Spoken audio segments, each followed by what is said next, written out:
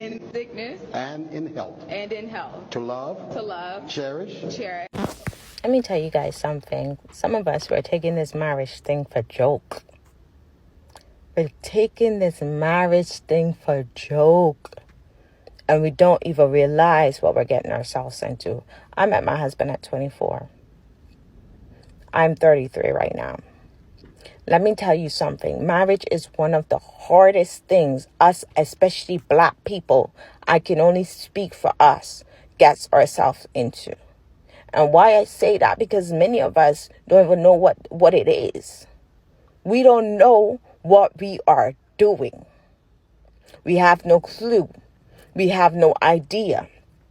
And by the time we wake up, we did 10, 11, 12 years with this person. Some of us. Right?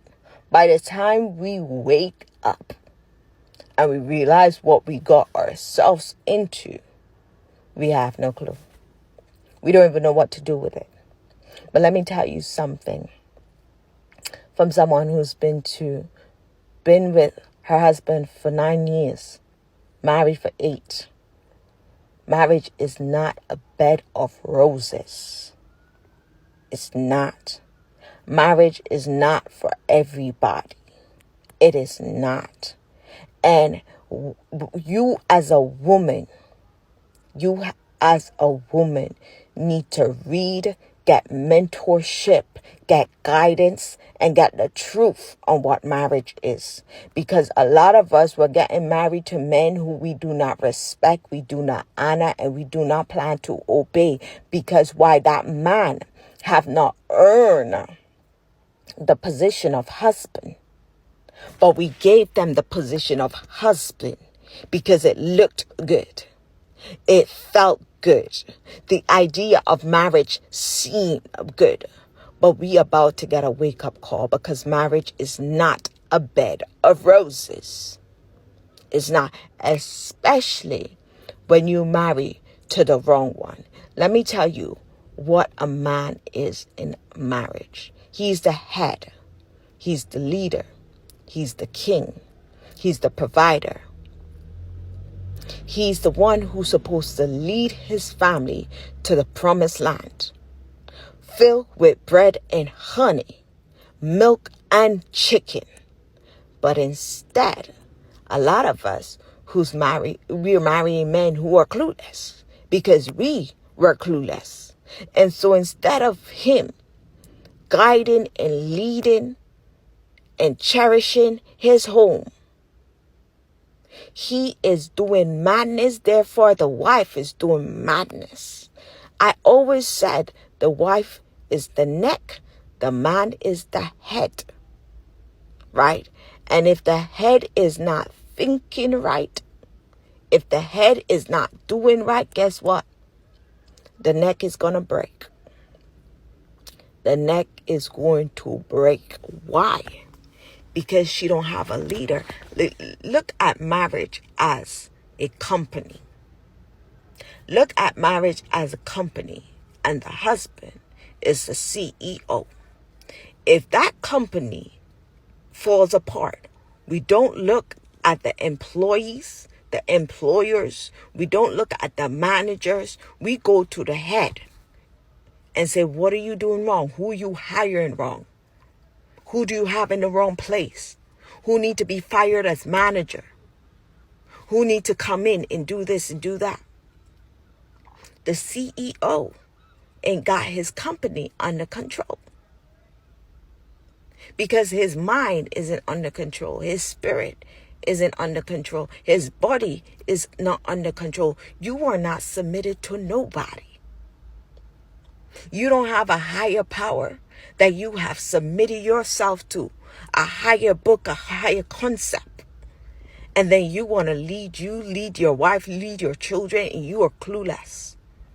And therefore, you see the marriage breakdown, because the head is not right. The head ain't right. The head ain't right. And some of these women, I'm not talking about all. Some of these good women are married to men and their heads are not right. Their heads are not right. Their head is not right.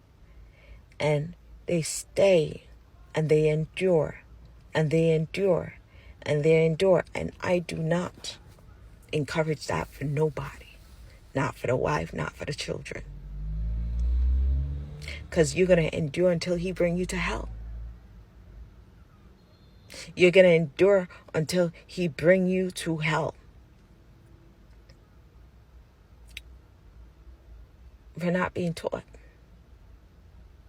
We're not being taught to be good, godly wives and good, godly husbands. And we wonder why we're seeing what we're seeing in the world today. Some men want to ask the most of women and they're not given nothing. Nothing. They don't appreciate their wives. They don't appreciate pregnancy. They don't appreciate childbearing. They don't appreciate a clean home, a good meal. They don't appreciate kindness and respect. They take it all for granted. They don't appreciate being taught. They don't appreciate being corrected. They don't appreciate listening and being heard. They have it too good. And so what do? As women, I can only speak to us. Take care of yourself. Take care of your mind. Take care of your body and your spirit. And take care of your children. As many of them leaves us with children. Take care of your home. And give everything unto God as you do your best. Do your best. But do not let someone who's in a leadership position, who cannot lead you to hell. Don't do it. Virtuous and virtue is for a good man. The same wife that you read in Proverbs 31, they also told us about the man. And that's what a virtuous woman is birthed out of.